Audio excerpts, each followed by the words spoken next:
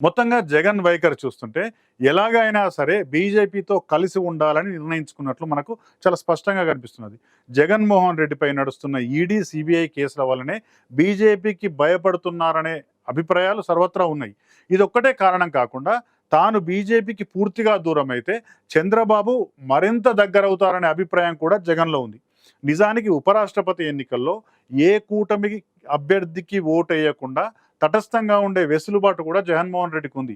కానీ ఆ ఛాయిస్‌ను కూడా జగన్ తీసుకోవడం లేదు. బీజేపీకి దగ్గరయ్యేందుకు ఏ చిన్న అవకాశం దొరికినా సరే వదులుకోవద్దు అనే ఆతృతలో జగన్మోహన్ రెడ్డి ఉన్నారు. సరే, జగన్ అవసరాలు జగన్‌కున్నాయి. కాబట్టి బీజేపీకి దగ్గర కావాలని ఉవ్విళ్ళూరుతున్నాడు, దగ్గర అవుతున్నాడు. మరి బీజేపీ కూడా ఎందుకు జగన్ పట్ల అత్యంత దయతో, ఎంతో సానుభూతితో, చాలా ప్రేమతో వ్యవహరిస్తున్నదనేది ఇక్కడ ప్రశ్న.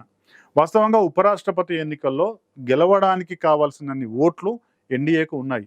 జగన్ పార్టీ ద్వారా వచ్చే 11 ఓట్లు పెద్దగా ప్రభావం చూపవు.